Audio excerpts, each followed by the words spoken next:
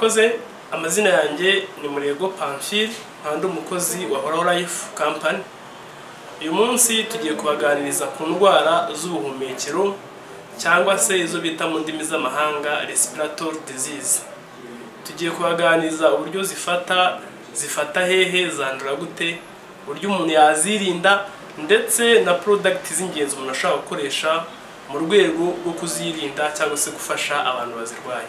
Indwara z'ubuhumekero zirimo amoko atandukanye, ariko izizwi cyane harimo nka sinezite, harimo bronchite, harimo indwara ya asima, ndetse umuntu ashobora no kugira igituntu.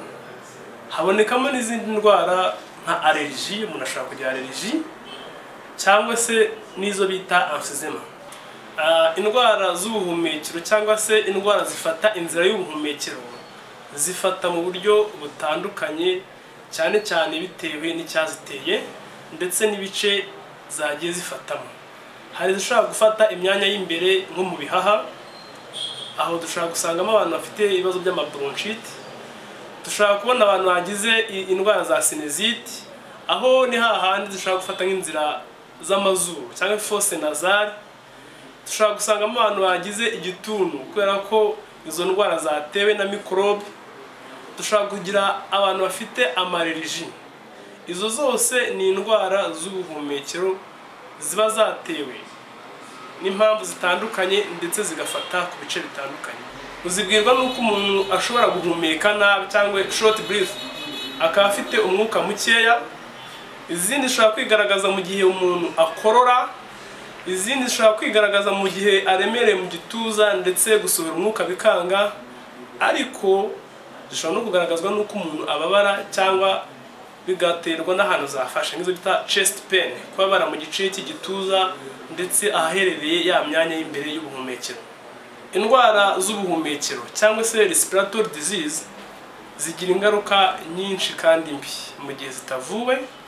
Muri zo harimo kubabara umutwe, harimo gufungana ku buryo umuntu abura oxygen, akagira ibyo bita asphyxie, ku buryo bishobora gutera n'urupfu.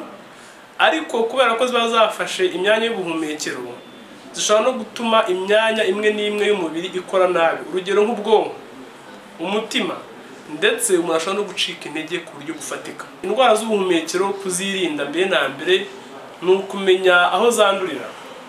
Ni byiza kwirinda kunywa itabi, ni byiza kwirinda kujya muri milieu irimo umwanda nk'ivumbi cyangwa se uduce turimo ivumbi ryinshi.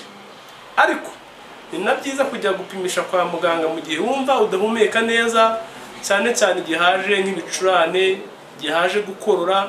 Ariko icy'ingenzi ni no kumenya wafata iki mu gihe wagize ubwo burwayi.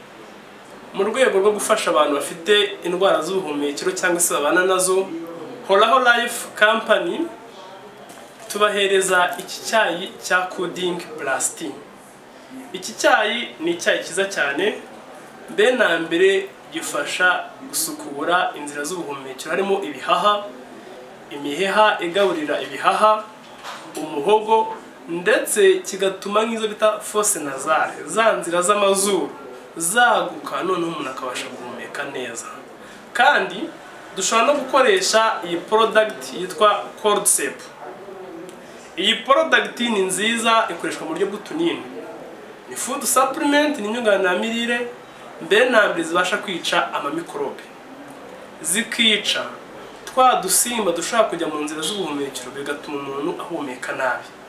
Ariko zose zifite akamaro ko kuzamura immunity, kuzamura abasirikare b'umubiri, kugira ngo n'umubiri ubwawo ubone ubushobozi bwo kurinda za ndwara z'ubuhumekero. Akarusho ni umwimerere, nta ngaruka zigira ku mubiri w'umuntu. Izi product yaba ari iki cyayi cya Coding Plus ndetse n'iyi product ya Cordyceps, byizewe ku rwego mpuzamahanga n'ibigo nka FDA, Food and Drug Administration, ndetse zifite na certificate y'ubuziranenge yitwa GMP, Good Manufacturing Practice.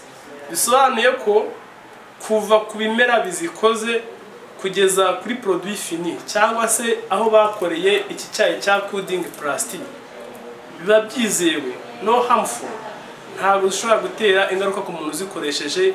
Niyo mpamvu ziri safe, zirizewe, kandi kuba zikoresheje zirabafasha. Ku bakeneye izi product mushobora kuzisanga mu mujyi wa Kigali mu nyubako yo kwa Rubangura etage ya 3 umuryango 302, cyangwa mugahamagara kuri nimero zikurikira 078 94 337 795.